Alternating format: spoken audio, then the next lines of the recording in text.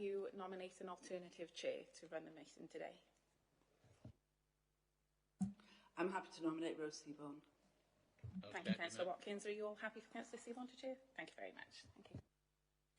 Thank you. That wasn't organised, really. Thanks for that. Bore da, croeso. Good morning. I'd like to welcome everyone to this hybrid meeting of the Healthy Communities Overview and Scrutiny Committee, which is open to the press and public. The meeting is being broadcast live, and recording of this meeting will be made available as soon as possible after the meeting is concluded. We welcome the use of the Welsh language at meetings. I have had no request for people to speak Welsh today, so this meeting will be conducted in English only. Please can members refrain from using the chat function and instead use the raised hand icon to indicate whether you wish to speak. Please remember to keep your microphones muted when you're not talking, and please do not interrupt discussions until you have notified of your intention to speak or you have been invited to do so. That's the housekeeping over. Moving on to the agenda. Agenda item 1 is welcome and apologies. Geraint, do we have any apologies? Thank you, Chair. Yeah, just apologies from Councillor Janet Jones. Okay, thank you. Agenda item 2 is any declarations of interest. Members, do you have any declarations of interest with regards to the items that we're scrutinising today? I'm not sure whether I got to declare an interest being the chair of Thornhill Community Centre, talking about community venues. Just wanted to make sure that I need to declare that. We've taken that interest down, and I'm probably declared as a trustee of CoStar as well, as far as the communities are concerned. Any other declarations? No. Thanks very much. That takes us to agenda item 3. Members, a reminder that these minutes of the meeting where we scrutinise the actions being taken to reduce the numbers of looked after children in Torfaen. Could you please state whether you have anything to raise in relation to the minutes? If not, I'll take them as agreed.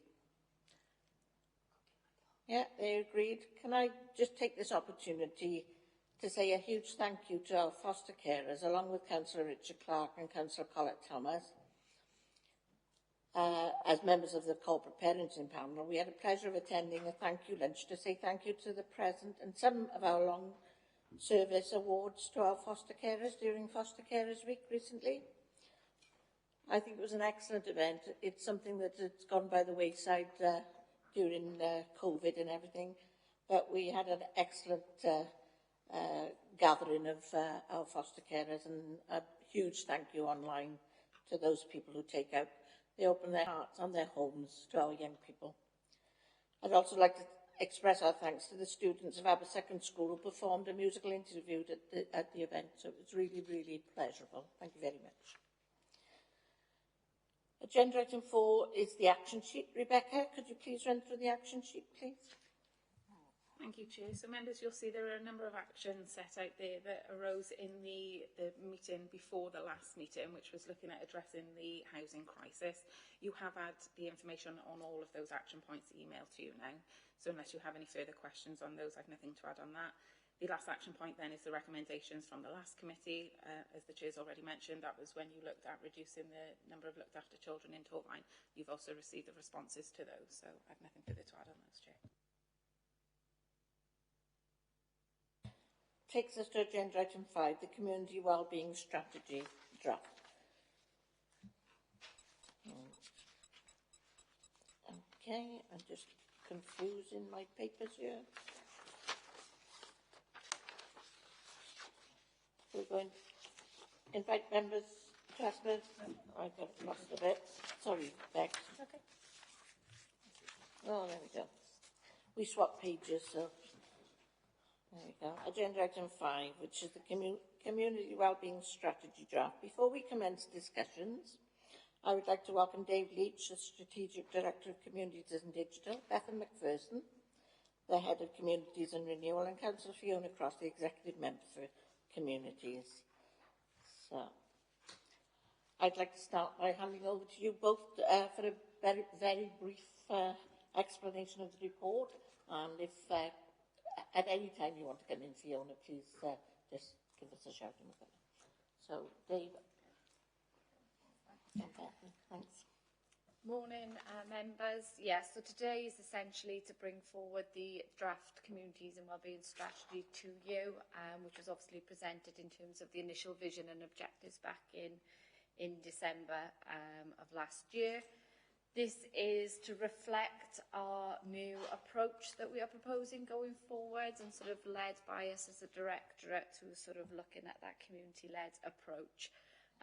Trying to sort of capture our ambition about where communities can play a key role in delivering sort of key information, guidance, advice and support to our communities, especially at a point where they may be in crisis or transition, and that this can become sort of the initial protocol for our residents, and that is alongside our key services that as a council and as partners we will continue to offer, and it's right and proper that they should be there, but the residents access them at the appropriate time when they most need them, and that community operation sort of sits alongside that. So the strategy that sets out that vision about how we aim to achieve that, you know, how we see the challenges around resilience, how it can affect people's lives, some of the threats we face and some of the challenges to sort of responding to that. So I'll say very brief overview. I think it's, you know, quite an exciting and innovative, a different approach that we're looking to take. But I think there's just an opportunity to build on what we already know exists out there in our communities. If I could just give a brief, yeah, I absolutely agree with that. The one thing I really wanted to emphasise is this is new. This isn't a strategy that we're bringing in so that we can say that we have a community strategy or a wellbeing strategy. This is about looking differently at the way that we design and deliver council services and the role that the community and wellbeing and prevention play across all of that suite of service delivery that we do. So we're really keen to get your views today, members, because this will become very influential in the way that we, both as a directorate, but also hopefully broadly as a council, start to shape services going forward as well. Thank you, Dave. Thank you. Members, we've developed a set of questions. Not all of them are allocated to people that's online this morning, but we'll manage with those that are allocated, I'm sure. So, everybody, all members have their questions emailed out to them that we formed at pre-agenda? Yes, okay. So the first question comes to me, and it's 3.1 in paragraph, and between March 22 and April 23, several existing council services were brought together to form the new Adults and Communities Directorate. Question is, have all the relevant council services now knitted together well to form this new Communities Directorate? Yeah, I'll answer that one if that's okay, Councillor Seaford. It wouldn't be fair of me to ask Bethan to pick that one up. Broadly speaking, yes, I think that's absolutely the case. The community wellbeing strategy that you've got in front of you today gives that strategic context as to why those different services have been pulled together. So hopefully it's evident, and through the discussion today I hope to make it clear that these aren't just a series of council services that have been placed together because that's the most convenient fit. These are services that all complement each other when we're looking at the role the community can play in supporting residents, and when we're looking genuinely at prevention, reablement, early intervention activity. So you go all the way through, and hopefully you'll see this through the narrative, from that front door, customer care services, your libraries, your digital interface and those activities, through our preventative services, your employability, your regeneration activity, through our community development resources, your building resilient communities, and then into our sort of more reablement focused and community focused social care, adult social care provision as well. So hopefully we'll be able to show you how that narrative now gives that justification for why Adults and Communities has come together as a directorate. Fiona, do you have anything to add on your change in role? Or? Nothing specific other than I think I noted it in another senior meeting, is that it might have felt like going through mud before, now it feels like I'm swimming in water. It is connecting. I also think that the benefits of communities is that we should be like a tree root going through the whole of the council, and connecting and not, I mean, we've done the silos conversation, and I know that we've chipped away at that, but having that sort of approach where it's not belonging to any one area, and as in our county plan, I mean, each of the different outcomes that we have are generally two directorates that are actually aimed at. So for me, this makes sense. Yeah. Thanks very much. I think we feel the same, members, don't we? Yeah. Takes us to the second question, which is Councillor Linda Clarkson. Would you like to ask the second question, please? Yes, thank you, Chair. Regarding the sort of background information again and sort of operational stuff, we'll be working across council departments and just may add the external third party, lots of other areas, to make sure that all council services are organised around the community and are informed by the best data, insights and business intelligence. So the question is, how will you ensure this synergy of working across departments and other organisations, and that this strategy is embedded across all of our service areas? It's quite a big one, sorry, Dave.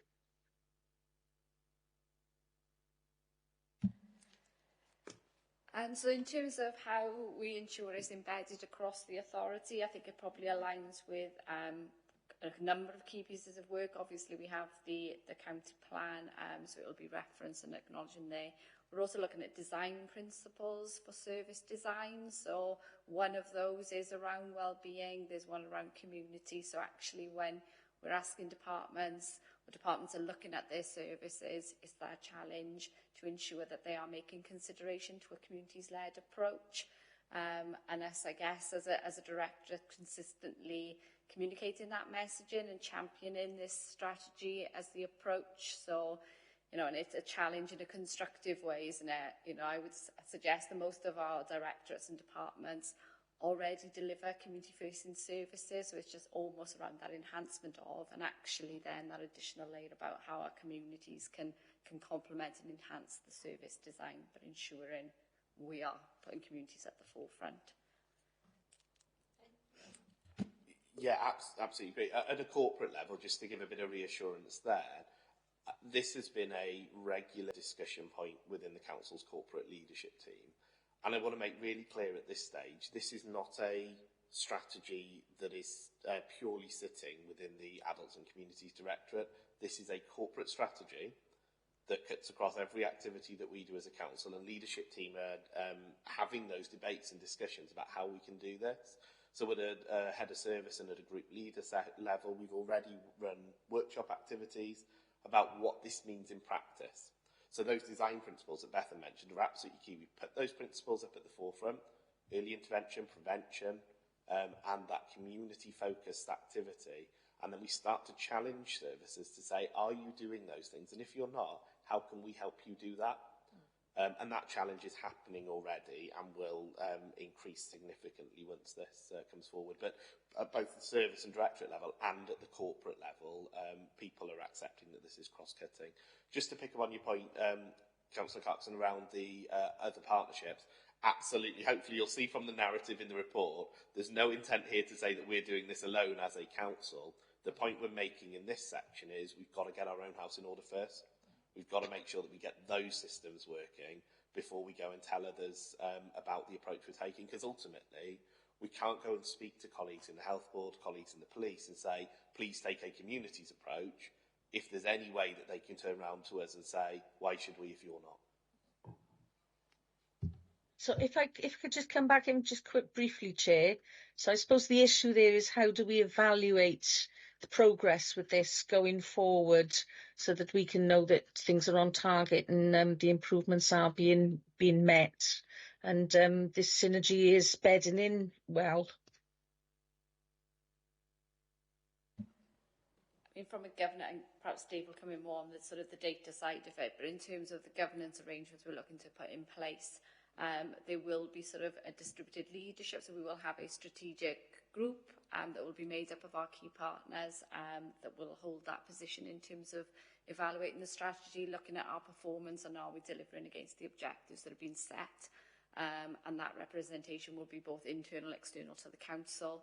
And then there will also be sort of groups that sit beneath that will look at the practical delivery And again, this is not going to be purely a council-led approach. You know, there will be representations from TVA as the third sector sort of representation and health, to ensure we're thinking differently, and that, you know, ensuring, I guess, the performance is as effective as it can be. But I don't know if you want to come in, data. Just on the data side then, we talk about two design principles here for services. We've talked about community, we've talked about prevention. There are others, and one of those others is that we have to be able to manage performance flows all the way through a system.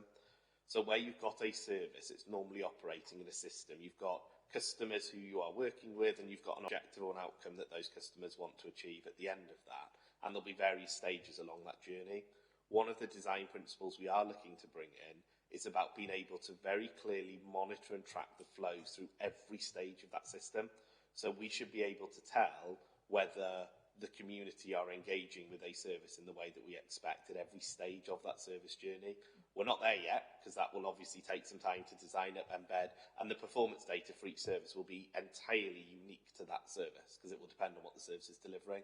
But the important thing for us is that we should be in a position where we can see that, we can track it, we can monitor it, we can know the difference that we're making. Good. Any supplementary from anyone? No? Thank you. The next question is Councillor Lucy Williams on question 3, please. Thank you, Chair. First of all, I think it was really helpful, Dave, that you pointed out that this is a very new, different approach that's being developed. I think that's important for us to take on board. This is quite a dynamic journey that we're, you know, not at the beginning, but you know, it's a work in progress. So, in relation to that, you've partly answered the question that I'm about to ask, but maybe an opportunity for a little bit more detail. So, in 3.2, it says the strategy sets out how we will work more closely with our local communities to alleviate poverty, promote health and well-being, and stimulate community activity, with the aim of enhancing the resilience of the residents of Torfaen. So how will this strategy, you've already mentioned it, but how will this strategy align with our county plan and take into account the well-being and future generations requirements? And how will we avoid duplication, for example, with the work of the regional PSB? Absolutely. What I hope comes across clearly, and it's something that we possibly need to strengthen if it doesn't, but I'm hopeful that it does. For me, this strategy actually embodies the principles of the Future Generations Act. This is about being preventative. This is about being integrated. It's not about saying that we do those things. It's about finding a mechanism to ensure that we're doing those things. So the Future Generations Act element of it, I'm really confident that this strategy will become something we can really shout about and champion as a good practice example of us complying with that act. In terms of county plan, again, it hopefully won't come as a surprise that this is integrated across what we do in the county plan. The narrative in the foreword, the narrative in the vision for this are very, very reflective of that overall view of what we're trying to achieve in county plan. So hopefully you'll be able to see the synergies across those two. And the PSB commentary is certainly an interesting one, and one that's been at the forefront of my mind over the last couple of weeks, really, because we've got a lot of regional activity that's taking place, particularly in the anti-poverty space, particularly around the cost of living crisis and some of the preventative agenda. And we've got to work through now a mechanism for localising the delivery of that. This strategy, for me, becomes about how do we, as a group of organisations in Torfaen, localise the delivery of that aspiration. So we're all saying the same thing. This strategy is about how do we do it, and how do we do it at a Torfaen level. Thank you very much. Any supplementary? No? Fine, thank you. That takes us to question 4, which is from Councillor Jane Watkins. Thank you, Chair. At the end of paragraph 3.3, it says, empowering communities to drive the development process themselves by identifying and mobilising existing but often unrecognised assets will help address the challenges and create local social improvement and economic development. So my question is, at what stage of this process are we? Whilst this strategy is in development, are we still in the process of identifying our community assets before we can empower our communities to build on them? So, yeah, whilst the strategy is, as you say, very much sort of drafting an emerging one, I think that work has commenced. Obviously, Dave, prior to me sort of joining the authority, had obviously commenced that journey in terms of engagement with town councils, community councils, etc., sort of getting out there and starting to understand the communities from the people who sort of represent and know those communities. So that's been the sort of the start of the journey. We're also working very closely with TVA, so in terms of their knowledge, their experience of working with the voluntary sector. You know, they are the experts within that field and have that established relationship. So I think it's utilising those partners that we have available as well. And we're also then, I guess, emerging into the area in terms of mobilising some of this activity. So through the Shared Prosperity Fund, we're looking to build sort of a team that will focus on this activity, about getting out there into the community, starting to sort of meet those individuals, so at even more localised level, I guess, than perhaps the work that's already been undertaken. And that's a critical part in terms of building that initial sort of picture, isn't it, of who's out there, you know, who already does what, so that we can then start to build that capacity, that training, that mentoring that needs to happen. And again, about the reinforcement of enhancement of what's already there. I think that is a really important recognition. We know communities already doing lots of really good work, so it's actually how can we strengthen that and align them to sort of this wider ambition that we've got. So whilst we're still at the very early stages, I would say that there is progress being made, and that's in a sensible approach, I guess. Because what we don't want to do is sort of fly in either and tell the communities how we think this should work. They need to be part of that process. Fiona. Yeah, I just wanted to add to that, and Beth just said it, but in a different term. I keep saying the same thing. We do things with communities, not to communities, so that's vital at this point. But actually, as councillors, most of us already know a lot of what's going on the ground. We learned that through COVID. So there has been an awful lot of work that's been captured and built upon in that time. And this is, I mean, that's what's come before this in order to almost facilitate this emerging. But there are loads of other opportunities, and I think that we have to be honest as a council and say, well, what barriers are we sometimes putting in place to then prevent an activity from happening? And this is what this encourages, is to remove the barriers and move forward and empower communities to find their own solutions, and us not telling them what they are, which is sometimes what we do, all of us, different public bodies. We tend to be a little bit prescriptive. Well, here's your prescription for your tablets. Well, actually, what option do you want to actually find a solution for yourselves? Thank you. Yeah, sorry, quick supplementary. So you said about building a team to go out and learn more about the communities. So are you still in the process of building that team? Yes, so we have the Building Resilient Communities team, which sits within my service area. So we have some officers that are already doing that work around building resilience, but that's a service intervention almost. We have the community connectors, etc. So we already have those networks already doing good work and working with our residents. The Shared Prosperity Fund is allowing us basically to enhance that by getting sort of community capacity builders in place. The counsellors that can impart that training and knowledge. So we're in the recruitment process essentially for that, with a view of securing them as quickly as we possibly can, so we can actually sort of drive that out into the ground. So it's kind of a mixed picture currently. And Sir David Williams. Thank you, Chair. It's just to acknowledge that you still have to meet with Crotty and Llanrafan Community Council. I know they're looking forward to your visit very soon. You've got the next question, Councillor David Williams. So if you'd like to take question 5. Thank you. Certainly, Chair. I think some of this is evident, obviously, in the report, but it gives you the opportunity perhaps to expand a little. How's the baseline information that you've developed here in the section 3.4, 3.5, 3.6 helped us in developing and shaping this community strategy, this community wellbeing strategy?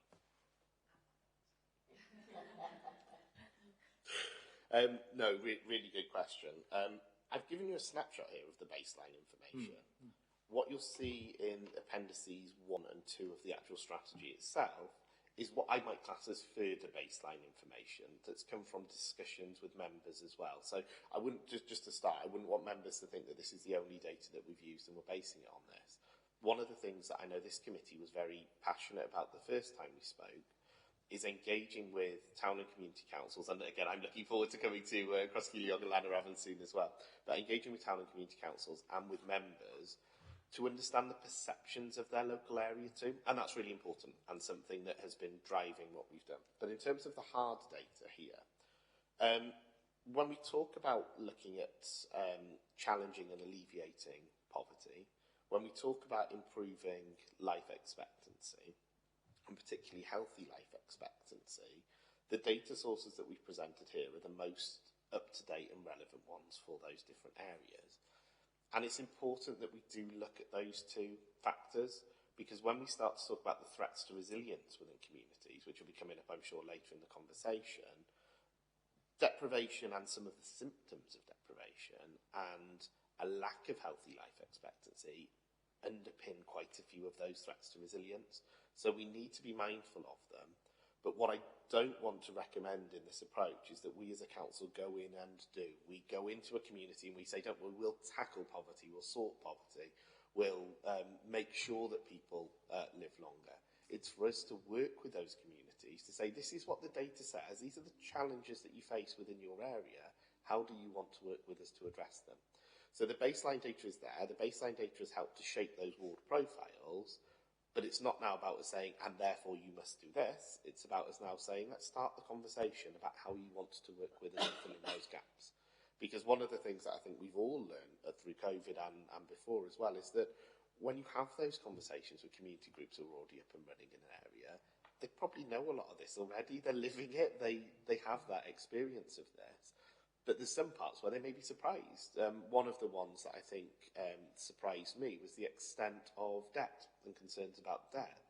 And there was a real mismatch there between perceptions in a community as to how significant debt was and the reality of what the data is showing. So what we're hoping to do is take that back into those community settings and say, you're doing brilliant work on this, on food banks, on warm hubs, on skills within your community, but were you aware that this is a growing threat? This is a growing issue. That's what we're using the baseline data for.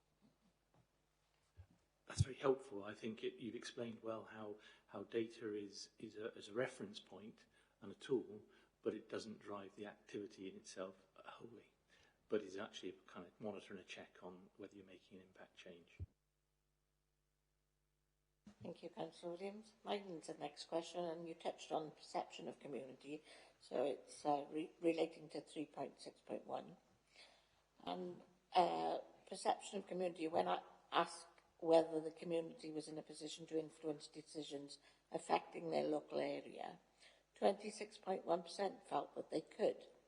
Have we sought any additional information to ascertain why this figure is low, and what would help those who answered that they couldn't influence decisions to feel that they could?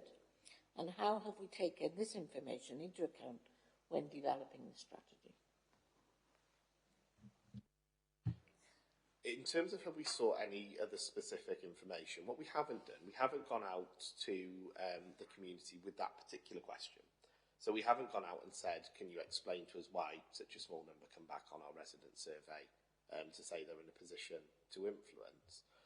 What we have done is used a bit of a model in our head that says, essentially, we know that if we're not working with the community to tackle the problems that really matter to that community, then people will start to become disillusioned. They'll start to wonder, what is the point in public services intervening within our area because it's not making the difference that we want to see it make.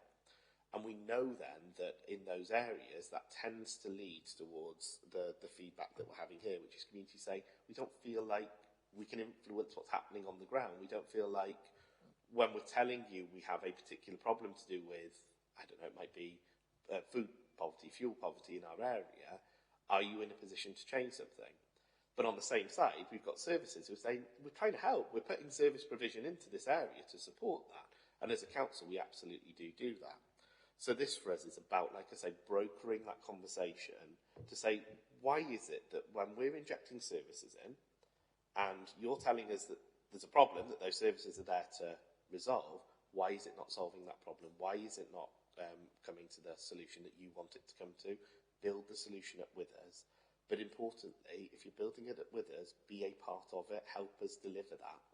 And I would expect to see, and it's one of the performance measures in the strategy, I'd expect to see that number of people who feel like they can influence what's happening in their local area rise as we start to redesign services in a more community-focused way.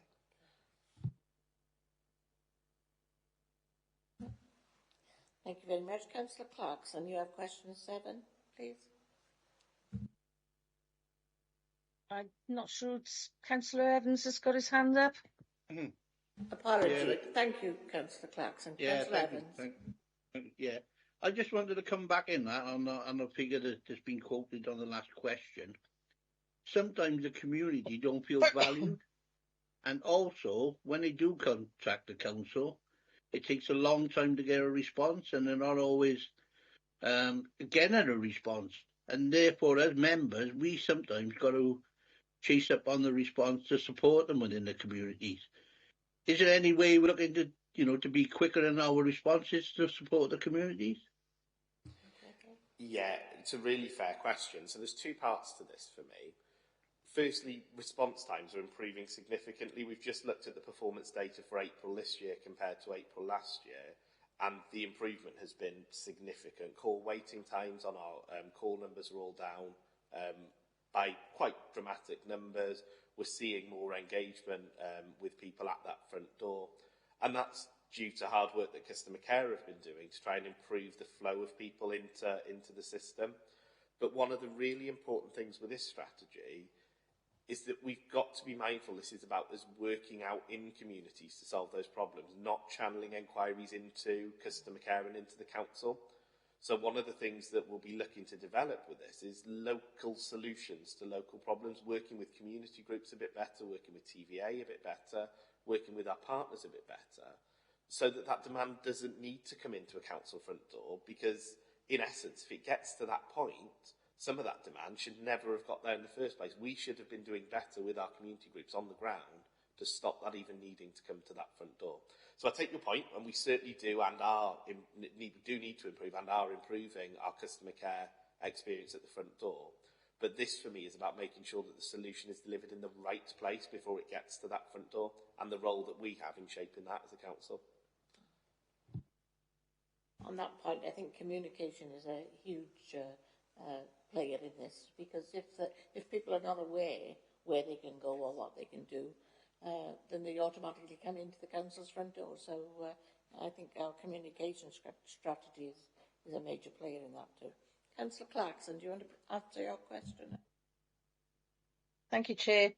Yeah, looking at section 3.6.2 of the report, there was some discussion yesterday during our pre-meeting about the clarification of Torfaen Connect, the Connect network. There's a lot of organisations now that use that word connect within their sort of terminology and phrasing. So the question was, does there need to be some greater explanation within the strategy as to what the Connect network is?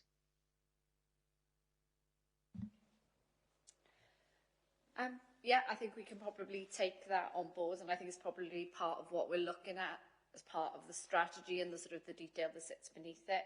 TVA obviously hosts the current Connect Torfaen platform, which we know sort of serves a purpose in terms of trying to promote what community organisations are out there, what are they delivering, and how the individuals can access that support. Part of what we want to do is look at that platform as well and sort of, is it delivering everything it can? What else could it facilitate, so that actually, back to the previous point, if people are looking for information, we're clever in the way that we communicate that, and we've almost got a single sort of source where people can access most of that information, so that they never need to come into the council for a service that may or may not be delivered by ourselves. But I think we recognise that that sort of Connect platform as well potentially goes broader than that as well. Not everything will be digital, so how to access information where it's not a digital sort of solution. And where do the community, I guess, best access that information that they need that's accessible to them? Not everybody likes a website, isn't it? Not everybody's digitally enabled, etc. So that's part of the work that we will do in establishing what that Connect platform looks like. But I think, yeah, we could probably enhance that within the strategy going forward. Thank you. Thank you. Okay, Linda. Thank you. Councillor Bonera, can you ask question 8, please? Thank you. Good morning. My question, who will front this forward? The Chief Executive, Strategic Director, the Executive Member, or a collective voice? So this, for me, Councillor, is a corporate strategy. This is a strategy that will be brought into Council for a decision on whether to adopt this strategy.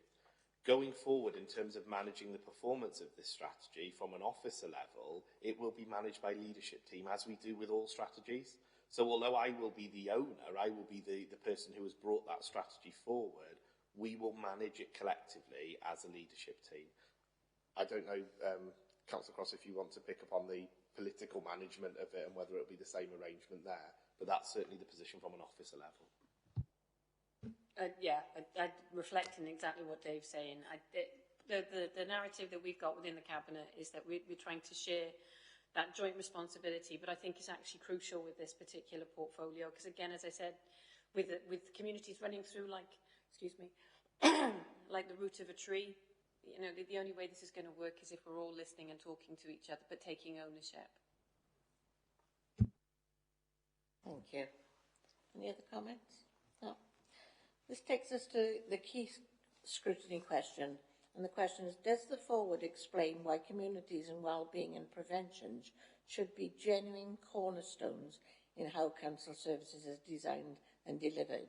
That was the key question in the document. Alfie was going to answer this, or ask this question, but I'll take it forward because I can't see him online at the moment. So, whilst the forward states that we want to think radically, etc., for someone who isn't necessarily involved in this world, it doesn't sufficiently make clear, for example, the links as to increasing life expectancy. Could this be expanded on? In short, yes. I think that's a really good and fair recommendation. That's absolutely what we're trying to achieve. So I'm glad to see that that's been recognised, but yes, we can make that much more explicit. So, members, are you happy to take that forward then? Councillor Best's recommendation at that point? Yes. Perfect, thank you. Right, that takes us to the vision and mission statement and introduction. There was no questions raised on this, but does the reworded vision capture members' comments from the December 2022 session of scrutiny? And Dave, you had a comment, or 2 comments, and Jane had 2 comments. You want to come in with your comments? Thank you, Chair. Yes. I felt that the suggestion or recommendation was perhaps, you've said we'll embrace the passion and knowledge our communities have about the local area, but we felt it might be helpful to enhance that slightly to say communities and community organisations, just to reflect that you are working in partnership with many other bodies. The second point was that you've referenced it in certainly some of your points you've made to us, but I think the reference to the relationship and the role of community councils could be more explicit in the introductory section, and particularly both how you're going to work with them, but also how they help deliver in the totality of what the strategy is looking to do. The third point, Jane? Sorry. Oh. If I could just come back briefly on that one, Chair. The first point, absolutely agree. Community organisations should be a part of that, and that's something we'll look to build in. Community councils, in terms of the vision and the mission statement, I think it's really important that we reflect in the strategy how we work with community councils and what we're looking to achieve.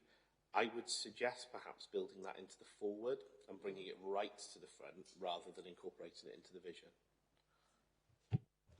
I think that's very helpful. Members, you happy with that suggestion? Yeah? Good. Jane, you've got another point on this scrutiny question. Yes, thank you, Chair. It states in in the vision and mission statement that a crisis is unique to any of us, but would it be useful to provide some examples, some actual examples of crisis, rather than just broadly talk about crisis? Yeah, that's a really interesting point. What we've tried to do is to avoid creating a situation where people say, if I read the strategy and I don't see my issue there, then I'm not in crisis, and that means that I'm not entitled to support or shouldn't go and speak to my community. But I take your point. It's very difficult sometimes for us to understand what we mean by a crisis if we don't give some sort of explanation of the flow through. I think what we might be able to do is track one example through the whole of the strategy. So a hypothetical person who is at a point of crisis or transition, who then goes to their community for support, who has a particular threat to resilience within that community, we may be able to track that journey through. Whether we include that maybe as an appendix to the strategy, I don't know yet in terms of how to do it. But I agree with you. I think we probably need to do something, but as a tracker all the way through rather than as a list of crises.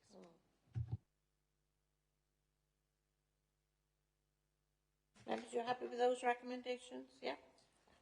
Thank you. No comments? Right.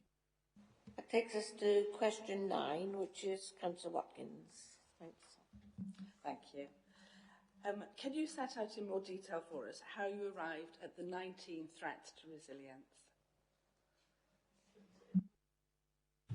I'm smiling at Beth because this was one of the things that I put in the strategy. So again, it wouldn't be fair for me to ask Beth to come back to you on this one. The 19 threats to resilience were based on conversations that we had with members, with town and community councils, about what they saw as their priorities within their area. So in every conversation that I've had with members, and we've done this on a ward-by-ward basis all throughout the borough, so that every member has had the opportunity to speak to us individually about their local area. And the questions that we asked were around, what do people see as the main reasons that people aren't resilient living in their ward? So what are the biggest challenges to that? What I've then done is try to consolidate those into a series of threats to resilience. So, for example, we might have had people bringing up the idea of the environment, and it might have been cleanliness, it might have been dog waste, it might have been something else. We've grouped those together as cleanliness because that's the threat. And we've done the same with other things. So where people may have said there's nothing to do, things cost too much, we've grouped that together as sort of access to facilities boredom. Where people may have said some of the older residents who live in our area don't get to see anyone, or they can't go to the shops, or there's no bank that people can access, there's no community transport. We've grouped those together as access to facilities. So what we've tried to do is take a common sense approach that says we're not going to be able to list every single thing that people have mentioned, but we'll try and ensure that all of the ones that we've brought forward capture everything that's been mentioned somewhere within that. So that's how we've identified those crises. It's a really important ask of us as officers to you as a scrutiny today to challenge us if you feel there are major things missing from there. Because that's what the data is based on, that's what our conversations in the community are going to be based on. So if there are genuine threats to resilience that aren't in there, please do pick up that conversation. Thank you. Can I just ask a question if you've gone around all 40 of our elected members for that conversation? Meetings have been arranged with all members. Some members didn't attend in the meetings that we've arranged. More than happy to look to rearrange meetings with those who we weren't able to speak with. Catherine Brunera. Councillor Brunera, question 10. Thank you. Yeah, whilst threats to resilience exists in every community, they are not spread out evenly. Every community will have a different mix of threats, and this revisits a question from our previous scrutiny. But how widely are we defining a community? Does this strategy take into consideration cross-community working? Again, it's a really good question, a really good point, and something we've been grappling with since we started to look at this strategy. If I start with place-based communities, and then I'll talk about cross-community, communities of interest in a minute. With place-based communities, we're specifically in the strategy not pinning a boundary on things. What we're saying is that, in layman's terms, if I lived in a place and I moved to a new home, how far away would I have to go before I stopped using the same shops I used to use, before I stopped going to the same church I used to go to, before I stopped going to the same community group, the same football club that I used to go to? And at the point that you move away from those, as an individual, you've probably moved into a new community. The organisations that you rely on for your day-to-day activity have changed. That will be very, very different in different parts of the borough. So the size of that in the north of the borough may be much bigger, the size of it in Cwmbran may be much smaller. And that's to do with the number of those groups that are operating, proximity to shops, whole host of different factors. So I don't want to put a specific boundary on it for the purpose of service delivery, because I think that will vary depending on what that service is because of that context. But when it comes to a monitoring perspective, so for us to performance monitor, we're looking at the data that we can derive at a ward basis and at a community council basis. So community council areas really are the ones that we're tracking in terms of the key data metrics within the report. But I want to make really clear that's not to say if something takes place in the community council boundary and you're just over that boundary, suddenly that's no longer relevant to you. That's not the way we're approaching this at all.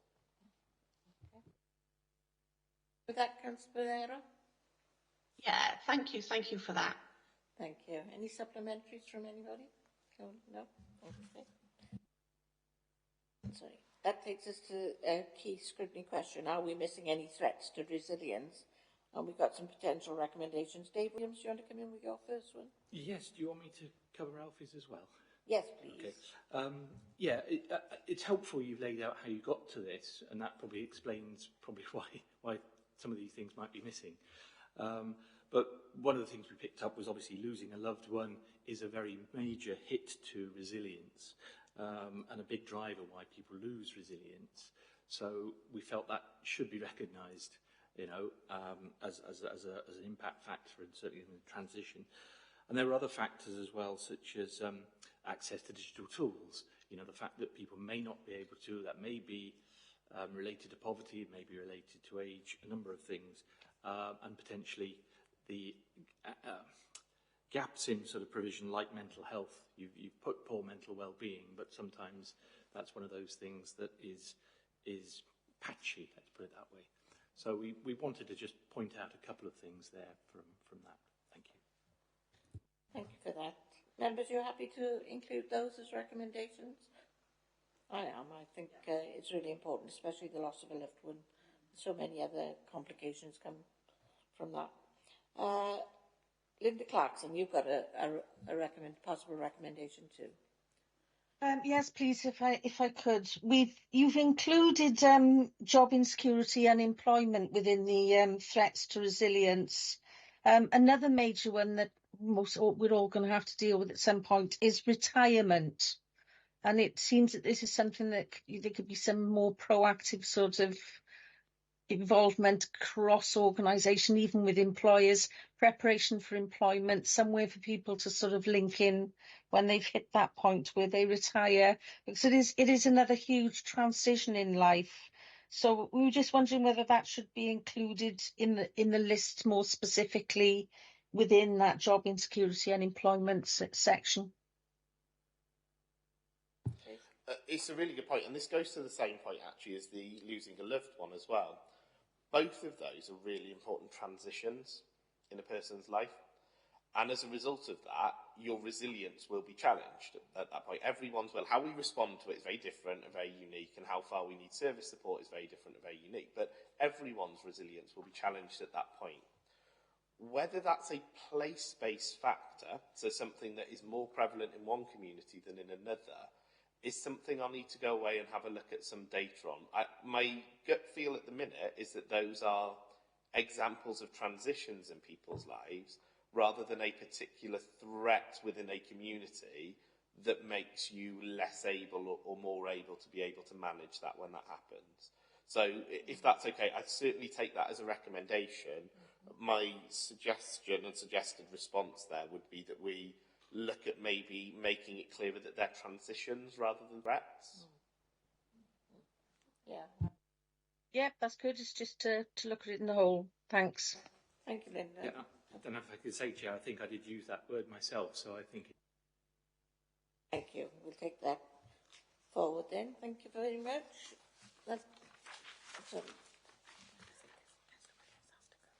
Yes, I was going to suggest that myself. You're reading my mind.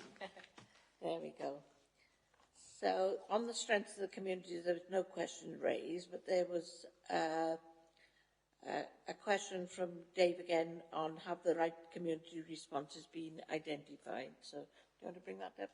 Lucy, would you like to take your question as the next question after Dave, and then because I know you've got to go. Yeah, thank you, Chair.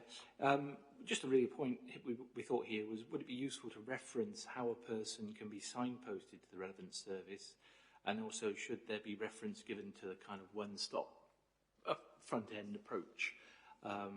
So we just felt that that might be something that could be drawn out. Yeah, I think so, and it, probably links to the theme around the Connect network, isn't it, and that sort of single source of information. So I think that's fair and reasonable. Thanks for that. We happy for that? Yes. Lucy, would you like to ask your questions? Question 16 before a question 11. Thank you, Chair. So this is relating to the area which is talking about creating the conditions for the community to help with crises and transitions, and looking. So yes, so specifically focusing on prevention through volunteering. So this is looking specifically at. We felt it could be highlighted more. There needs to be the acknowledgement and specific reference to governance arrangements under this section, because for sustainability of activities, solid governance is really crucial. So to say something about how you're developing good solid governance arrangements among all the different groups, that's my question. So I think that'll be very much at the fore. So in terms of the volunteering element of the strategy, that is one the TVA will sort of lead quite heavily on, reflective obviously of their work in that remit. What we're very much focused on is a much more sort of coordinated and consistent approach to volunteering. And that, I guess, is in terms of the support to the individual who may wish to volunteer. So if they're coming in, they get a consistent service, that they receive the right training and support to enable them to volunteer in a good way, and learn those experiences and skills and share them amongst the networks as well, which I think touches on the point around sustainability of this approach.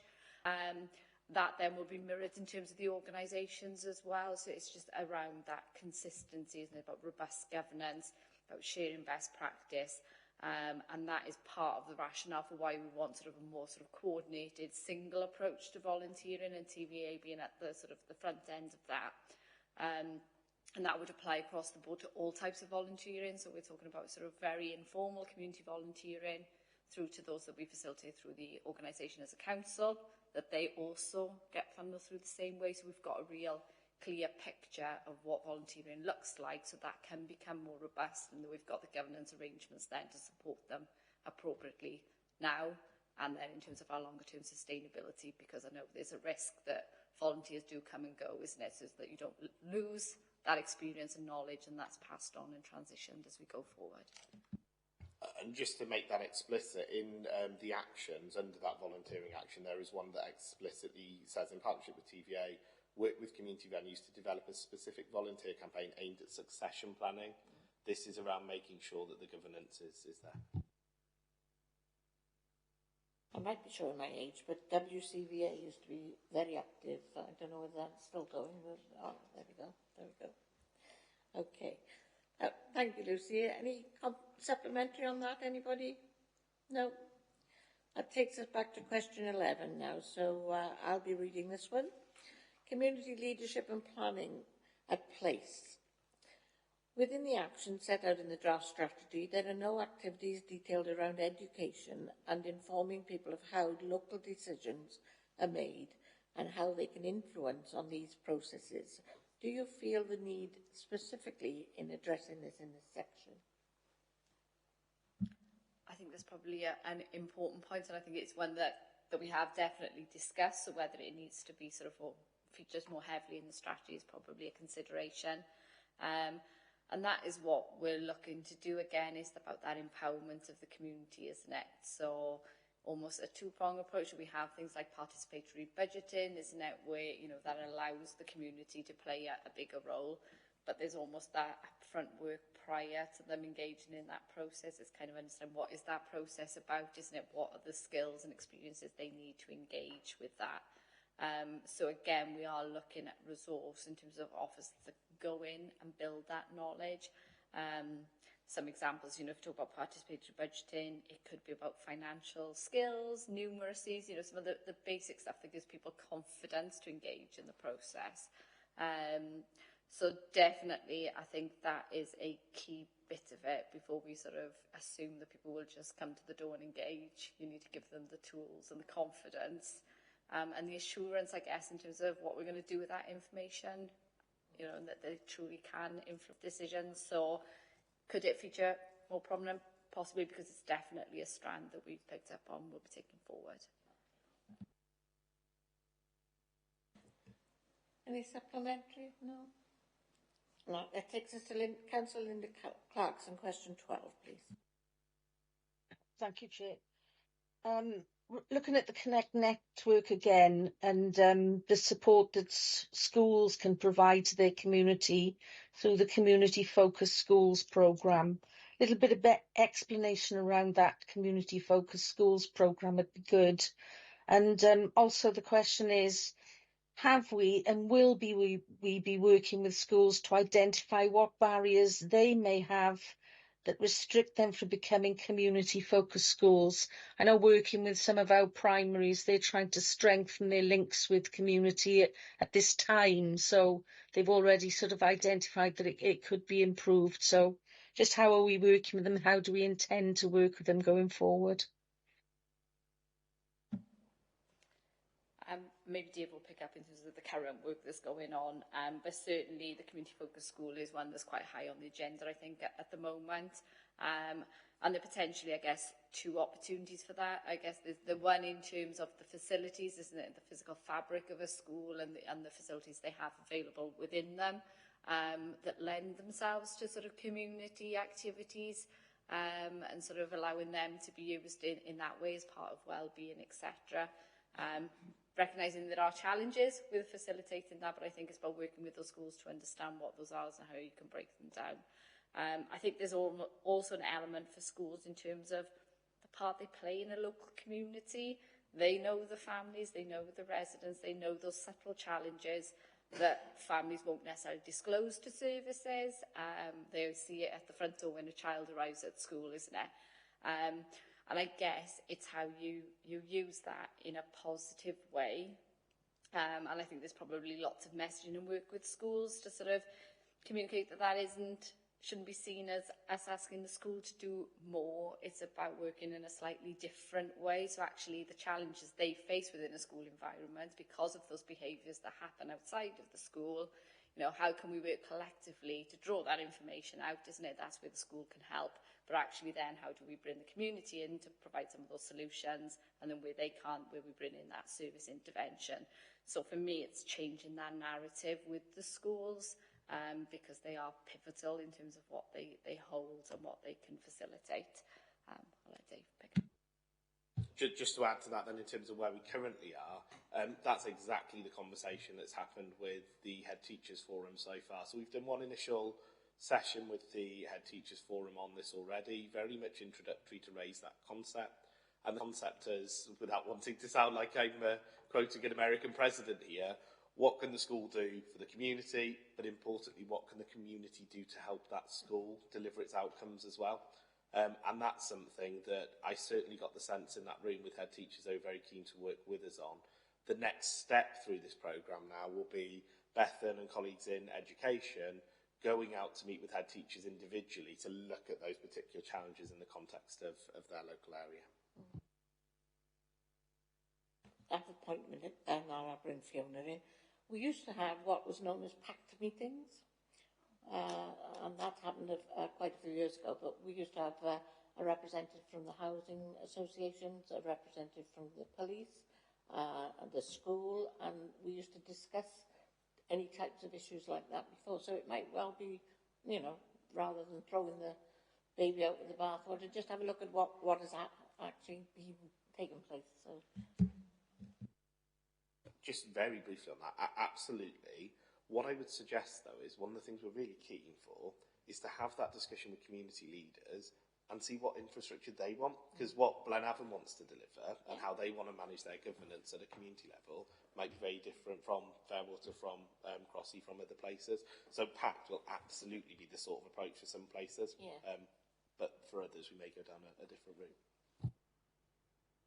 And from personal experience, it's always been careful it doesn't get dominated by certain people. That was what my PAC meetings ended up being. I only wanted to add on the schools part that I think that there's also that, I keep on saying, let's not reinvent the wheel. We've actually got some fantastic community schools, focused schools in Torvine, and they're really pushing boundaries and trying to say, let's do things differently. So if we've already got that skill set there, and this is where this strategy gives that opportunity, but not just within schools, right across the board, where there's a skill set in a community, school, community hall, whatever it might be, how you can try and share that knowledge, because that's a resource in itself. So, you know, that's kind of the vision as well. Councillor Evans, Steve Evans. Thank you, Chair. Yeah, just to say that I know the old PAC meetings used to be quite useful and resourceful, but we've started holding strategic hubs with other partners. So, you know, these do work. People have got issues. They can meet with CAB, they can meet with the police, they can meet with us as local members. You know, there are links, you know, and this is why we've got to do things different from the old pact. So, I mean, we've been doing it for a while and it seems to work. So, I mean, if others want to take that on board, but I mean, the community do want to be involved and they do want help. And this is their only source of help. They will come to us with a hub. So, you know, that could be the link in with our community teams anyway. So, I mean, the housing people turn up as well. So, yeah, it's you know, it doesn't stop our resilience team as well. So, yeah. It's reinventing the community first partnerships, isn't it, Fiona? See, the whole thing I was saying earlier about not reinventing the wheel, absolutely. But I think that, again, the community strategy here that's being put forward is that, but more in sense of what we'll actually potentially get from it. I think, you know, where I was saying earlier from personal experience, it could be dominated by one person. In reality, they could be dominated by one issue. And what I also think is really important, and as us as community leaders, is that we set reasonable expectations. Sometimes communities may have an expectation that we can solve a plethora of issues, and we can't. And we know that as councillors, we are actually often saying, I'm really sorry, but we can't do that pothole because that pothole isn't deep enough, for example, or whatever it might be. So we do have a responsibility to make sure that our communities understand what we can achieve. But ultimately, it's not just about that. It's about what we can achieve together. It's the whole community. It's all the services as well, not just the council. Thank you for that. It takes us to if I can come back in, Chair, could I just come back in? The only reason that is sometimes when they come in, they don't understand about the pothole size and everything else. These hubs will explain to people, and then they realise why, because we've got that link with them. But sometimes it's just about communication, which we, you know, on a Torvine level, sometimes we're lacking in that, in our responses. So by coming to these hubs, they're able to find out why that particular thing can be done and the reasons why. Thank you, Councillor Evans. Yeah. Councillor Benera is the next question. Yeah. Thank you, Chair. Many of us are already possibly part of organisations, volunteering groups, etc. And are probably aware that whilst initial support can be great, this really needs to be ongoing because sometimes the number of volunteers can wean off. So my question is, how will the strategy ensure and support long-term sustainability of voluntary organisations? So a key part of the strategy and what we will do is around that capacity building, which is a reference communities first a minute ago, isn't it? It's kind of that old terminology. But, you know, essentially, I think recognising the need to change the approach. We're in a position where we've done lots of service intervention, or we go in and we do to a community group, or we provide the service, and that's why it isn't sustainable. I think it's almost stripping this back a little bit and sort of understanding, you know, if there's an existing community group, what does that look like? What do they need for sustainability? So is that more numbers? Is that a diverse range of training? Is that networking with other community groups? And building in those right governance and robust arrangements. I think it's back to, it's almost like the foundations need to be right, isn't it? Similarly, if we're looking at setting up new ones, and that might be the solution in some of these cases, you know, if people have got an idea and they want to establish it, that we get the groundwork right from the start. So I think what we are doing is putting the resource in to support that.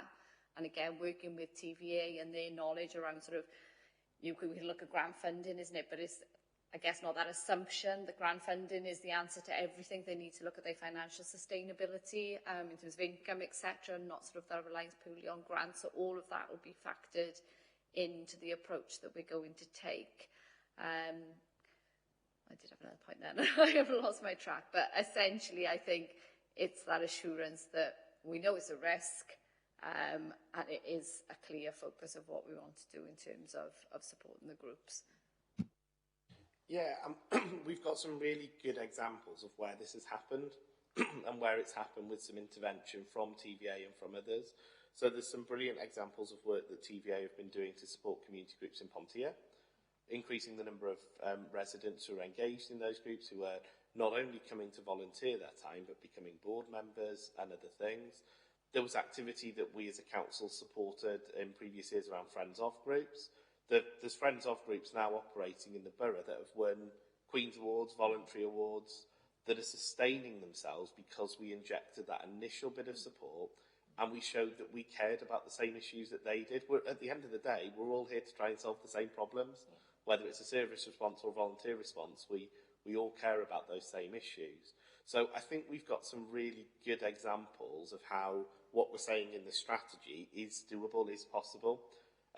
Now, we don't underestimate the scale of the challenge. There are a lot of community groups who are operating out there who are struggling with succession planning at the minute and how they get more people motivated. Absolutely understand that, and we will need to do this gradually. But I don't want people to lose heart that this is a problem that can't be solved. It can, and we have.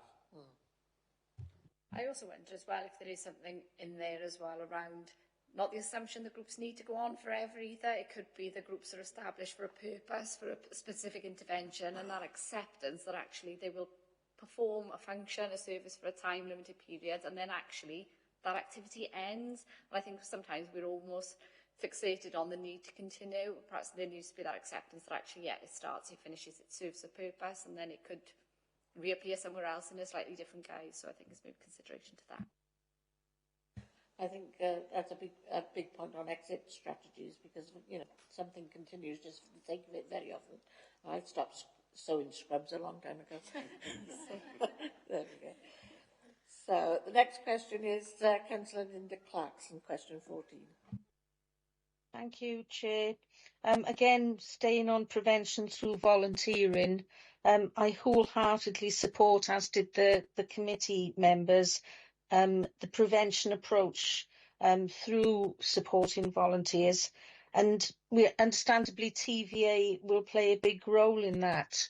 There are other organisations within communities that also support and provide training to local volunteers. So it's just how this fits in with your aspiration that TVA will be the main organisation where all volunteering are signposted towards. So maybe there should be a bit more explanation within the strategy about the relationship between TVA and Torfaen County Borough Council. Yeah, I think that's an important point, and I think what we're trying to sort of gauge is that sort of collective overview of what volunteering looks like within the borough, and that's, you know, where potentially TVA are placed to help us facilitate and coordinate that.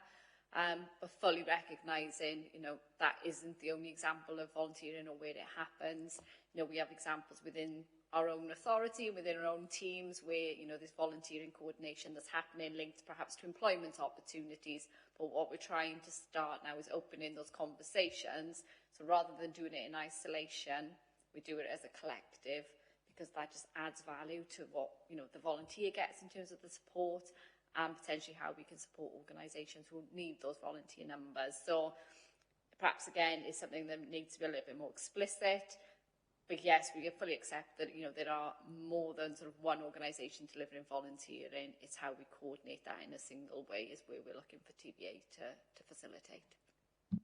And in terms of that relationship with the council, to be clear on this, of course, we do provide funding to TVA through our third sector grant, and you'll be aware there's an action in here for us to review that third sector grant process as part of this strategy. But whenever we issue a grant, whether it's to TVA or another community organisation, there are performance metrics that we would expect them to hit. So this isn't about us saying TVA can do this and it doesn't matter if they do or don't. If we're asking TVA to step into this role and support us with this, we'll be clear on what our expectations are that they achieve relative to the amount of funding that we provide. And those are conversations that we've had with TVA already in terms of expectation setting with that. So I wouldn't want members to think that this is us saying over to you, TVA, there will be a performance framework that sits behind this. Okay, Linda? Yep, thanks, that's much clearer. Yeah, it is, yes. So next question is question 15, Councillor Williams. David Williams. Thank you, Chair. Just to say, you know, this is also on prevention through volunteering, and we were very pleased to see the point about making it much easier for residents to help keep towns and communities clean by reducing permissions required, etc., for things like gardening, cleaning, signs, litter picking. It was really just to ask, have we clearly identified the barriers so we know clearly what needs to change to make it easier? So I'm thinking of things like, you know, that people are covered to be able to do that, that risk assessments may be done, that we know that there are practical things that people will need, but it's they need to know that they can get that fairly readily and where to get it from. So there are a couple of different tiers of activity for me here. There are some activities that people can do very readily and very easily. I mean, that we will see residents up and down the borough every day noticing a piece of litter on the floor, picking it up and putting it in a bin. That's right. So there are absolutely some low-risk activities that residents can pick up. But you're right, there's more structured activity then around maybe formal organised litter picks, around some of the sign cleaning, for example, that probably do need a little bit more support in terms of risk assessments. What we're hoping to get to is a point where we've got standard risk assessments for those activities that are prepared, written, easily shared with any community group that wants to come, so they don't all have to go through the process of doing that each individually themselves. And that's where some of our volunteer coordinator activity will come in as well, to make that much easier. So that's the second tier, is those where we know there's a need for a risk assessment, but it is a lower risk activity. And then there'll be some activities that we want the community to get involved with as a partner to us. So there'll be some activities, and I know members of this group will have been involved in this sort of activity before. We've had path clearing that's involved power tools, trimmers, chainsaws. That needs a lot more structure in terms of risk assessments for obvious reasons, but it's right that the community have an opportunity to engage in that. And so we provide a much more structured response to activities like that. Activities on the highway is quite often another one. It's an area where we know communities feel passionately about, but we do need to make sure that traffic flows and other things, if they're being managed, are managed in an appropriate way. So this is an action. It's very much not something that I have the solutions to now, but what we're looking to do is set up that tiered approach to how we support community groups with various types of activity and communicate that clearly then. If I can follow up slightly, Chair, it's also, I think, we felt it was useful to make sure that was clear in terms of working with other partner organisations, whether it's Bronhaven or other groups, if you like, within our community. So what you wouldn't want to do is to see that people have got to go through two sets of hoops. That's very fair, and yes, something that I think we haven't fully considered and will do. I think it's the police as well can be added to that because of health and safety on the carnival issues and things that we've had to sort of drop out of because of traffic control now. I think for me, just the other point then is the internal communications around that as well. So, you know, our responsibility as an authority to make those processes easier as well. And that's part of, you know, us communicating that community strategy vision internally to other departments to say, if we make it easier for the community groups, this is how it supports us in our service delivery. So it's that dual approach. If I can, Chair, I think this is very much making the sort of the response to things is how can this happen rather than it can't happen. Yes. I think we've had a lot of that in the past. How not to do it, not how to do it. So yeah, Councillor Steve Evans, question 17, please. Yeah, thanks, Chair. Mine's a council front door. That's my favourite one. Strategies such as a digital first customer strategy are referenced through the strategy. Could we provide links to these strategies for ease of access for the reader? And the reason I ask that is because not always everybody is digitally enhanced. So how can we move forward to make sure everybody is covered, whether it be digitally or not? Yeah, I think that's a really good point, Councillor Evans. If I take the digital side first, absolutely in terms of links on here, what you've got in front of you is the content for a strategy. It's not the graphically designed version, so please don't fear that this is what it's going to look like ultimately. It will have much more of a design input into the final version there. But you're right, for a lot of people, we're making reference to our digital first customer strategy here, which acknowledges that a lot of people will not be able to access services digitally. It would be naive of us to then only make that available digitally. So through our libraries, through our other facilities, we will be making copies of these documents available so that people are able to reflect on them. What we also do then is through things like Torvine Talks, which we've recently reissued copies of. We do use that as a platform to update members of the public who aren't digitally enabled on what's going on. So key strategies that have been adopted by Council, by Cabinet, will make sure that they are flagged as part of articles in Torvine Talks. The final one, and this for me is really important from the community's approach we're looking to take here, is I want to start working with community councils to promote this as well. Because ultimately we talk about the role of community councils in shaping place, but they're also one of our best sources of communicating messages out to their public. So we need to be making sure that they're armed and they've got the information as well and that they can share that with residents. So it's those three bits, I think, Councillor Evans, on the non-digital, our own facilities, Torvine Talks and community councils. Can I just clarify with you then? So the first point on when you put this final strategy together, will there be actual links? If it's a digital version, will there be actual links that people could then click and it'll take them through? That's the intention, yes, yeah. Thanks. Next question is question 18, which is Councillor Linda Clarkson. Thank you, Chair. Again, it's the council's front door. And there was some discussion yesterday. First of all, can I just say I really welcome the redesign of the website to make it easier to use, because that's something that really needs to be done early on, because at the moment it is really difficult to navigate if you don't know it well.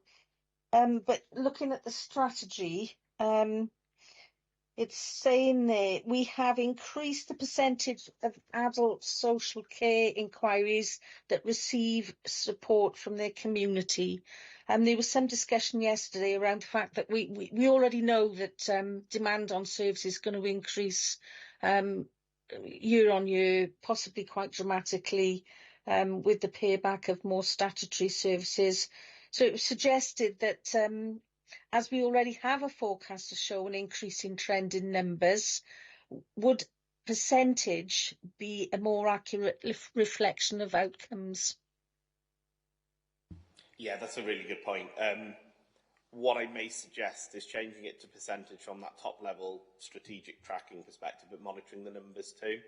The numbers are important because, of course, the numbers show the flow through the system. So to take back to the earlier conversation about those principles of service design, We need to know how many people are coming into that front door, for particularly the front door for adult social care, but how many of those people are we able to offer some or all of their support out in their community? The community connectors do great work at the minute doing that, and we want to be able to reflect and recognise that that is a part of the system. So we need to see the number flows through, but you're right, from a performance tracking perspective, the percentage is something we'll consider.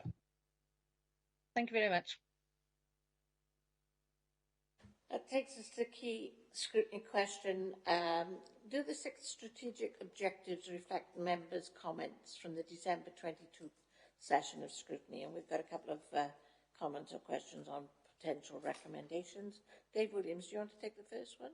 Thank do you you, want to take the second one as well? I think Lucy's left us. Right, certainly. I'll do those two then. Thank you, Chair. The first thing we felt was it would be helpful to highlight that we do have faith groups that often have a leadership role. So many of our support organisations are based there, so I think that needs to be reflected in that community leadership, we felt. Secondly, under the objective 2, we thought it might be useful to signpost within this section as to where people can access lists of provision and community assets within their area. Obviously, any directory goes out of date very quickly, but it's a pointer to where people go, and it perhaps ties in with that front door bit. So those were the 2 first bits. And that can link with community councils as well, can't it? Yeah.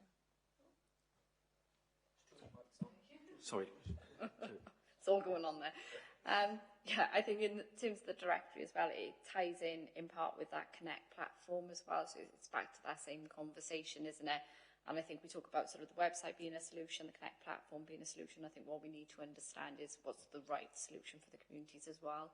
But definitely it's making sure that information is available in the right place at the right time and it's up to date. And I think that's the feedback we've got from service providers as well. It's kind of if we're referring people back out of the system because they don't need that high level intervention, it's having that robust awareness of what is out there and how they access it. So I think that, yeah, something we really need to focus on, and I think that's high on the agenda as a priority.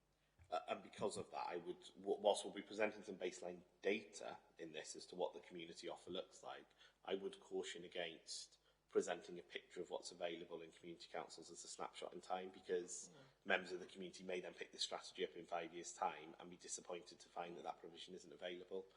So in the strategy, we're intending to make it clear this is baseline for data and tracking of the strategy rather than a directory. Thank you. Steve Evans, objective 4? Mine's an objective 4, as you know, the use of links to related strategies. Well, you've discussed that, and hopefully the strategy will cover all the community rather than just the digital enhanced.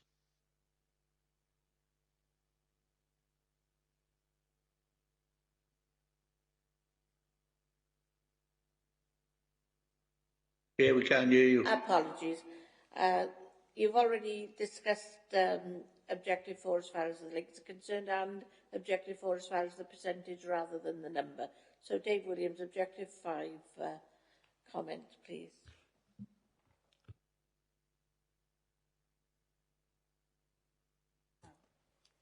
Oh, sorry. Thank you, Chair.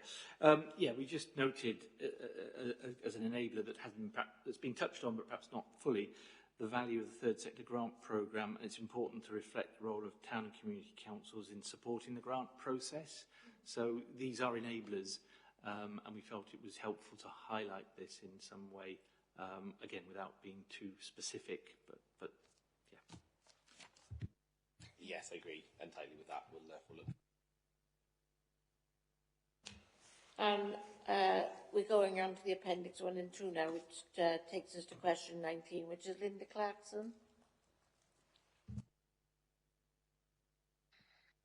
Thank you. Yeah, looking at the heat maps, it was just raised that the difficulty of sort of assessing and understanding loneliness and social isolation, how would that sort of reference? You don't have to live alone to be lonely or isolated.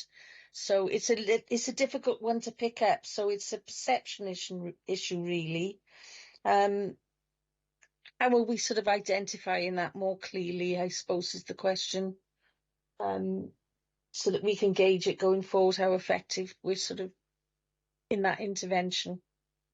It's a really good point, and one of the things that we're very mindful of when presenting this data, and in fact one of the key reasons that we've done perception and data, is that these threats to resilience aren't the normal things that you would necessarily collect data on, they're proxies. So we're always going to be using proxy data from AN as the source to try and illustrate that. When we set that against the perception, hopefully that gives a bit of a richer picture as to what's going on. So in that loneliness example, for example, the data there relates to a certain age demographic who live alone.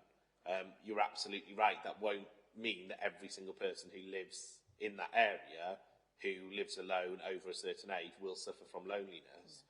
But what it does mean is that there's potentially a higher propensity for that in an area, there's a higher risk of it in an area, and so it's something we need to be more mindful of in that area. So it's not an exact science, and this certainly won't allow us to target an individual within that area. What it does do is means that almost our alarm bells are ringing, if you like, from a community development perspective. When we're having the conversation with the community council in that area, we can say, just to make you aware, this is what the demographics look like. This might be a risk that you want to consider. It's something that you recognise in your perceptions. It's something that the data shows might be a problem. Do we want to do a bit of a deeper dive and understand this? Do we want to mobilise our community sector around that challenge? Yeah, if I can just come back on that slightly. So carers may be another example. They're not living alone, but it can be an incredibly lonely and isolating experience being a full-time carer or a part-time carer. So maybe that should be sort of a red flag, as you say, as well, that someone's got a caring responsibility, which may come up in other data and identified that way. But again, a huge source of loneliness and social isolation if you've got caring responsibilities. You're absolutely right. And when we did the first draft of the strategy, I put it in and took it out, and put it in and took it out for exactly that reason. The reason that I was mindful of how it was portrayed in this section is I don't want to present that in the negative. I don't want to present that as a threat, because carers in Torvine do such fantastic work, and they do it because they're passionate a lot of the time about wanting to provide that activity, or because it's one of their loved ones. And I didn't want it to come across as if that's a challenge or a threat, but it is absent from this strategy and it shouldn't be. So I think you're right, there's probably a different way that we need to reflect carers in this strategy that emphasises the great work that they do, as opposed to the threat that might pose. That's great. Thank you very much. Thank you, Linda. That takes us to key scrutiny question. Do the heat maps presented in Appendix 1 capture the discussions of members that have taken place to date? Linda, you've got a comment, and Jane. Linda, do you want to take yours? Yeah, as I've already said, they're not hugely clear, so whether or not it would help to have more explanation around the actual and perceived issues. Looking at the heat map, some of them match up the perception to the actual data. Others of them are quite wide apart. So have we looked at why that might be the case? And if so, how can that be addressed? Because it's going to be easier to deal with the perception of a threat, which the data doesn't necessarily support. So just a little bit more of a conversation around that. You're absolutely right. And that, for me, one of the reasons that we've done this and presented it in that way is this is what triggers the next stage of conversations with town and community councils and with members now. This is what you've told us your perception is of a risk or a threat in a particular area. This is what the data says. Does that surprise you? Does it shock you? If it does, do you want us to sort of hone down on a particular area? Do you want us to look at that in a little bit more detail? And how can we gather our community fabric, our community infrastructure around us to help solve that problem? So what it's doing is just saying there may be an issue here, something for us to look at. That's all it's doing at this stage. Presentationally, you're absolutely right. When it comes to the final graphically designed version of this, I'm hoping for a much more intuitive, certainly on the digital version, a much more intuitive flow through where you can see things at side by side, ward by ward, rather than the sort of one that we've presented in front of you today. So I think definitely presentationally we'll look at it, but please don't think this is a final picture. this is the provocation for conversation with communities. Work in progress. Thank you very much. Draft. Okay. And Jane, you've got a comment. Thank you. Yeah, sort of on a similar note, really. So the activities map on the final page, we weren't really sure what it was trying to tell us. So we felt that it needs a key and an explanatory note as to what exactly it's setting out. Yes, again, incredibly fair challenge to us. In the final version that we'll get, what you will actually end up seeing is for each of those community responses to the threats, you'll see exactly where they're located in terms of our community infrastructure across the borough. So you'll be able to see, and importantly, communities, community councils, community groups will be able to see, in our area, we have said that we're facing a real threat from food poverty, but the nearest food bank's miles away.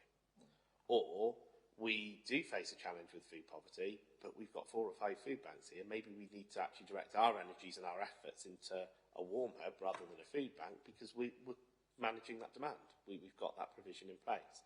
So what you will eventually see, and I have to confess I couldn't find a better way to present it to you in this, that once it goes to our graphic designers, what you'll eventually see is that breakdown of what sits where on a community by community basis. Okay. Thanks. Are we happy to accept those as possible recommendations? Yeah, thanks. That takes us to question 20, which relates to 5.7, and it's a question from me. The next 2 questions. Ward by ward, member sessions were arranged to discuss the work in detail. How effective have these sessions been, and have many members engaged with the session? There's 2 very simple answers to that. Very influential. That's where a lot of the perceptions data has come. And yes, I've been really pleased with the level of member engagement. As I say, for obvious reasons, people can't always make every single meeting that's put in the diary. But if there are any members who feel like they haven't had an opportunity to feed into this, please come and speak to us before this report is brought into council would be my plea.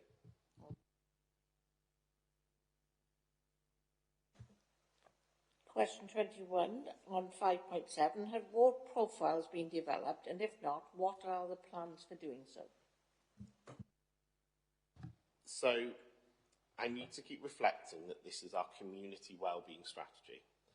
And this is about how do we work with our community to tackle those threats to resilience within that community. What it's not, and what it never intends to be, is a strategy that sets out all of the challenges, opportunities within each individual ward. And the reason I'm drawing that distinction is it may not and probably wouldn't be appropriate for us in this document to be saying these are the problems in some of the environmental activity, these are the problems in some of the other services, these are the great things that some of our services provide in your ward, if it's not relevant to those threats to resilience.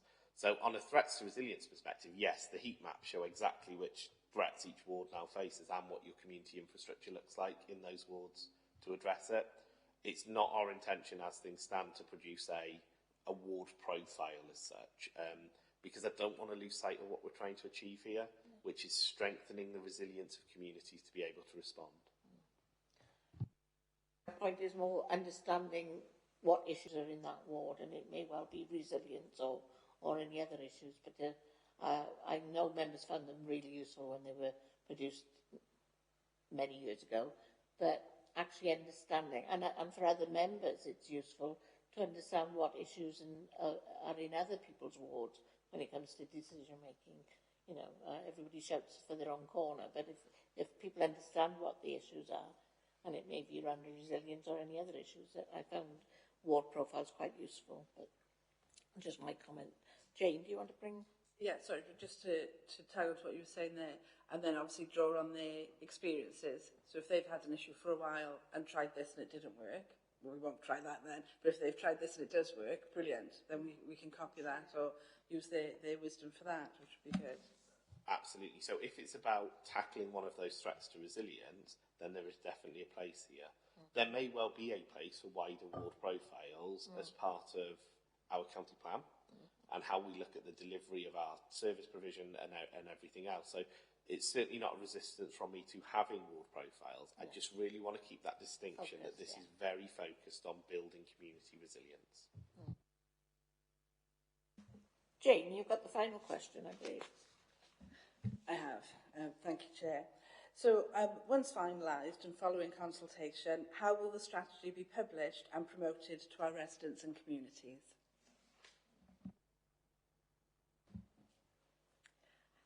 I think, obviously, through our normal channels, and obviously what we'll do with our communications, I think one important point here as well is around that strategy and perhaps a public-facing version of it as well. I think something that's come up is around, you know, if we are saying this is our strategy and community are at the forefront of that and pinnacle to it, they need to be able to associate and relate to it as well. And sometimes some of the detailed strategy stuff is not what they're looking for. It's kind of practically what does it mean for me. So I'd be keen to look at sort of that approach to make sure there's a more public, softer, friendly facing version. But obviously in terms of how we get that out there, you know, it's through our comms team, isn't it? It's about sort of making sure that that's digitally available. It's available in a paper format, practical format, that we use our groups, our networks, our community councils as well. You know, for me, this is as much about championing the strategy as actually having the strategy available to view. So I think it's a collective approach. Dave? If I may come in on that, Chair, I think it's just also to reiterate that we make sure that we include those with communication difficulties, visual impairment, hearing impairment, learning difficulties, etc., so that we make it truly accessible. Okay, before I ask the officers and the executive member if they have anything to sum up, any other questions from any of the members that we haven't covered? No? That leaves me to invite anybody to sum up or any other comments that you wish to make about our questioning or anything gaps that we might have missed. I found the session very informative. I think for me it's that critical thing, isn't it, that it is draft, it's emerging, but in terms of what we're trying to do, it's really exciting. And really, I think there's a collective will to make it happen from a council perspective. And I think it's communicating that now and getting that across in terms of that community, isn't it? And sort of an assurance that this is not us telling them how they need to do it. It's very much, right, how do we do it as a collective? So yeah, I just look forward to working with everybody going forward. That'd be my... Yeah, from my perspective, just to reiterate a couple of points, this is new. It may, the way we've worded it may not necessarily make this come across, but this is bold, this is ambitious, this is about transforming the way that the council operates and putting community, prevention, performance management as key design principles for every service that we do. And there's also a critical role for members in the delivery of this as well, and we're hoping that this has come across through the strategy. Members, whether you are community councillors, whether you are just borough members, whether you work with community groups, whether you don't, you are representatives, obviously, within your communities, and that's something that we'd be a bit naive if we didn't tap into as officers in the presentation of this strategy to you. So there is a definite desire here on our part as officers to see you as a part of that community fabric, a part of that community infrastructure, and work with you to deliver that. So I hope that that message has come across in the strategy, and if it hasn't, please do make that clear in recommendations. And I hope that that's something that members are looking forward to and excited about. Yeah. Very much. Fiona, do you want to sum up with anything? Only that I think I can say confidently that I'm really excited about all of this. I know that it's bold and I know it's new, it's never been done, as David said, but the impact that this could have is quite significant. And this is what I sort of hoped for right from the start of getting part of this portfolio. So from going from having an officer for 2.5 days to then having a significant investment, I think that shows that this council is really committed in investing in its communities and developing the offer that's there. But as I say, it's doing things with people, not to people, and you're part of that, as Dave was saying pretty much, you're part of that, doing things with people. So we really need you to be on the journey and help us make that a successful one. Brilliant, thank you very much. I can ask you to leave now. You can get an early finish, and we just recommend our recommendations to Rebecca. And thank you very much for your attendance. Thank you both. Thanks, Chair. Thanks all. Thanks, Fiona. Thank you. Impressive how many questions.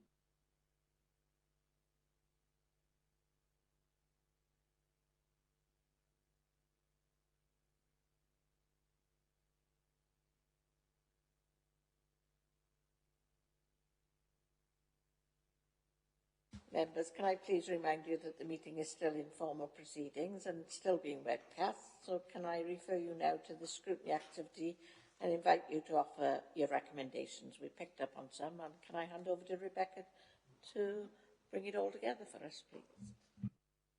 Thank you, Chair, certainly. So, as you will recall, you've been set a number of key questions throughout that as your scrutiny activity. So if I just run through and reiterate the recommendations that you've made through discussions, and then we'll come back together at the end, and then you can put forward any overarching recommendations that you wish to add to these. So just to start, there were the recommendations with regards to the forward of the strategy. So there was Councillor Best's recommendation about expanding and making clear on the example of links to increase in life expectancy and making that more clearer in that forward.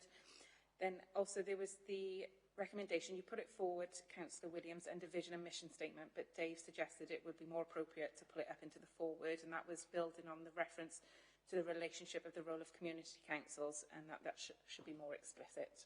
So we'll pull that up to the forward. Yeah. So then moving on to the second key question, and that was on the vision and mission statement. So there was Councillor Williams' recommendation, which again you all endorsed, which was about changing slightly the wording. So it says, embrace the passion and knowledge that our communities and community organisations have about their local area. And then there was Councillor Watkins' recommendation about, you raised the issue about crisis and using potential case studies. Now, Dave added to that it may be better to think it through and use more of a tracked example throughout the whole process. So are you all happy with his suggestion on that? I am.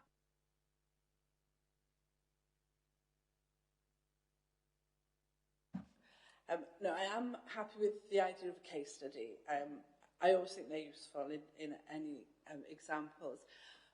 My only concern is that, and I understood what he said, but yes, people's crisis is unique, so you can't just put a lengthy list on. But perhaps I should have said this to everyone who's in the room. Reading the draft strategy, trying to imagine that I was a member of the public rather than a member, an elected member, I didn't know whether I might consider what I'm going through isn't a crisis.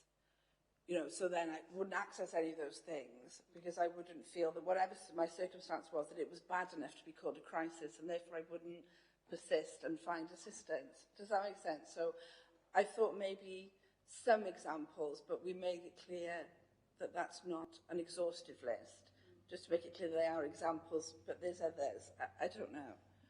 Yeah, I think that's how he explained his difficulty in that, wasn't it? That he wouldn't want anyone to not see their example reflected in there and feel that these services weren't available to them. Some people wouldn't. Sorry. Apologies. I think some people, although we would class them in a crisis, wouldn't recognise that they were in a crisis as well. So, you know, I think it's important to have the flow, as Dave said, rather than a list, because people might not recognise themselves. Dave, you want to come in? Yeah, I think I think the strategy has tried to sort of set out things like resilience and what it means. So I think doing the same sort of thing about what we mean by crisis, and it's very individual, but just, I agree with Jane, expanding it a little bit. And I just use the example, as you'll be aware, Chair, of carers. Many carers won't see themselves as carers and looking for services, but they won't also realise what they're entitled to.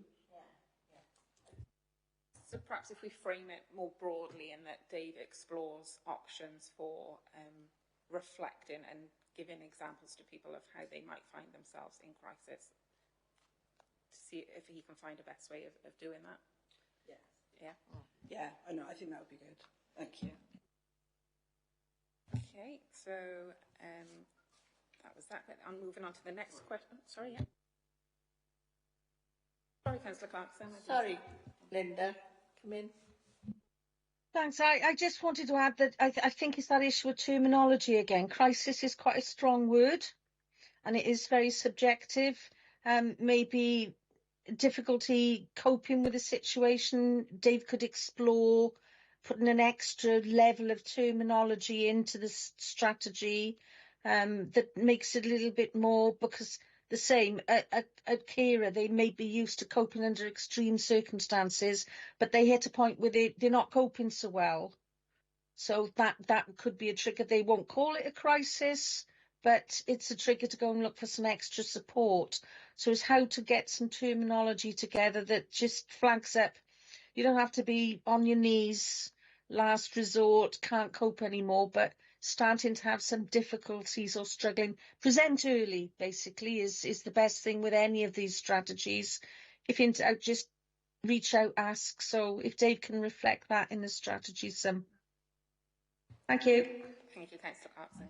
Yeah, sorry, no, I agree with Councillor Clarkson there. I think, crisis, it does sound like such a big word. And I realise you've got to pick a word, but often in these documents, they say things like, when we say crisis, we mean, and sort of give examples then to sort of cover what we're classing as crisis. Again, because people might be way down the list of crisis or very early on, and it's a big word to cover all of those examples.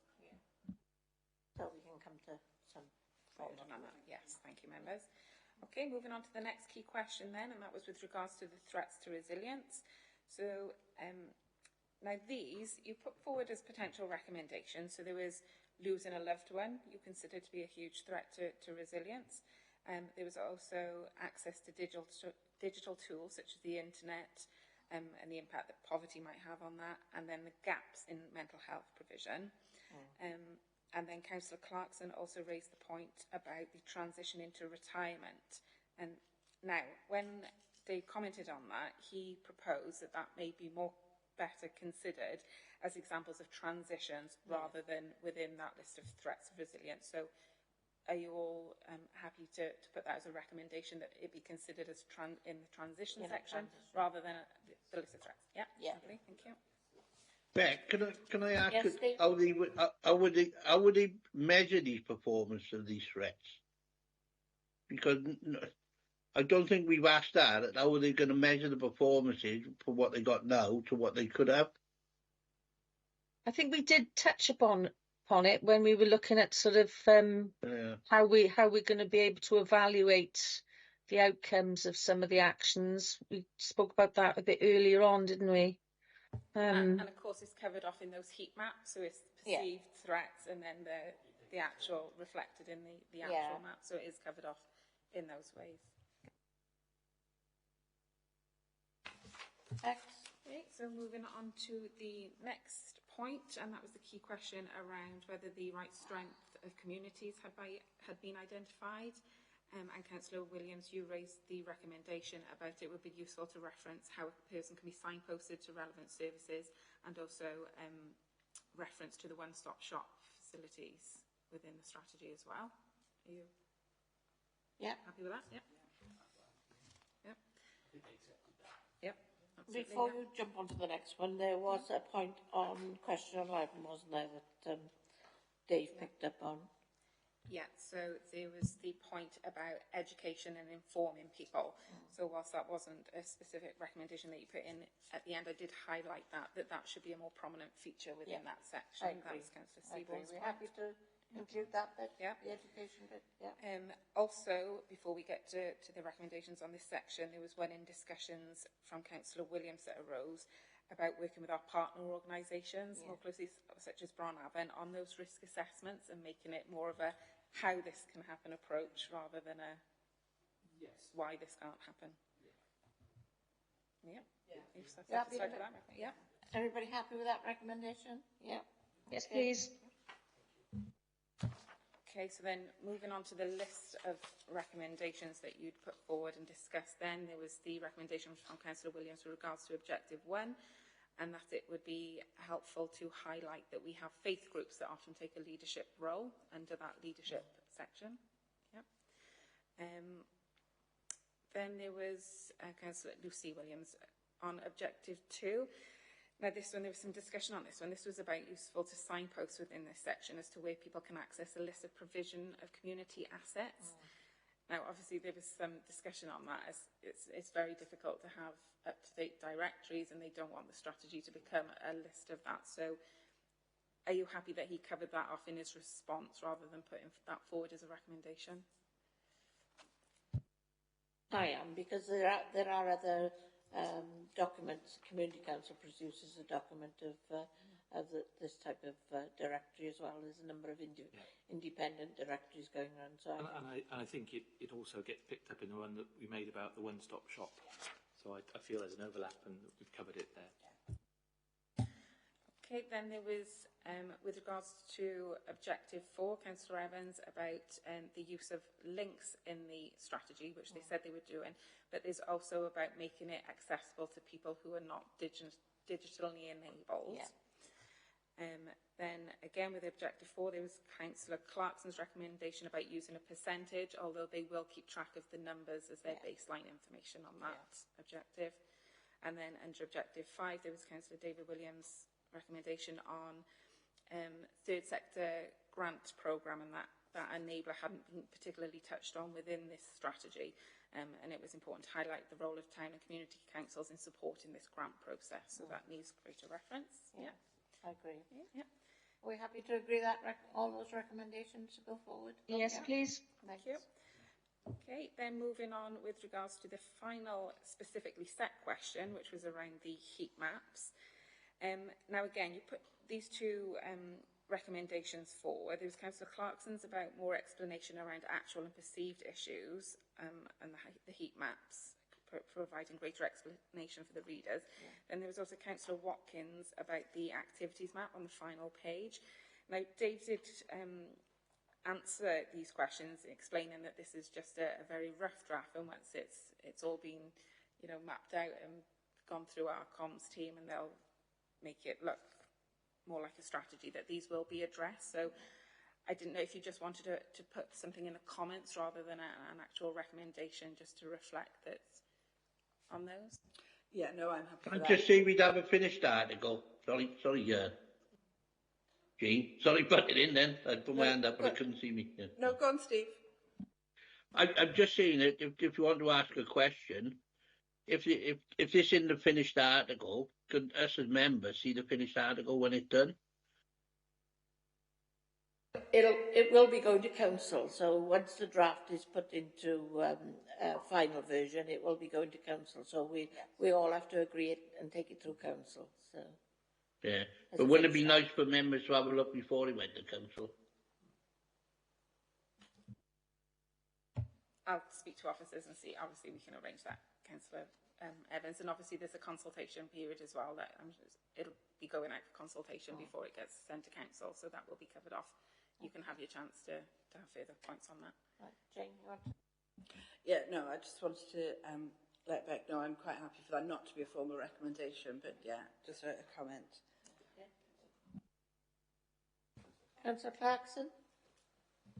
Yeah, I'd just like to say I'm happy for it to be a comment that we'd like to see that expansion of the information in the final document as well, rather than a recommendation. Okay, I think that's generally agreed, yeah? Okay, fine. Thank you, members. So that was all the recommendations noted with specific reference to the strategy. I did have one overarching one. I think it was Councillor Clarkson raised early on in the meeting, and that was greater explanation of the Connect network in the strategy. Yeah. Yes, please.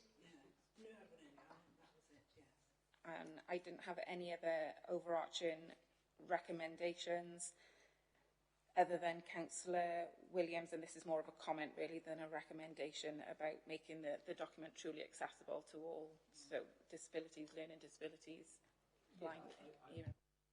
I think that would be an observation as well, just because it should really pertain to all strategies that we do. But given that we're engaging with the community and want the community involvement, it's particularly relevant here.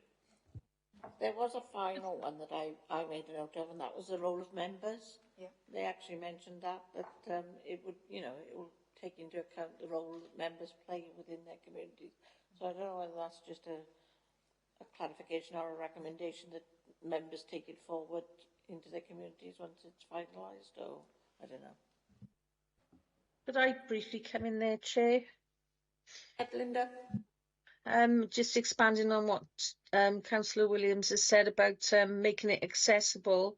It may be that a little video presentation with the consultation about what the aims of the strategy are, and that would cover a lot of people who don't do well with written word, people with sight issues, people with hearing difficulties can also sort of link into that sort of technology.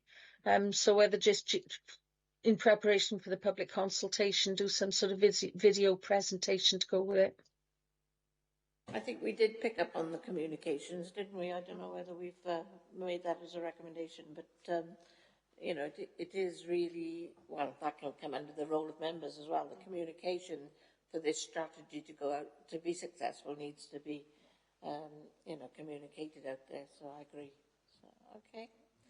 So you're happy with those? Any other recommendations coming forward since our discussions? No? Okay.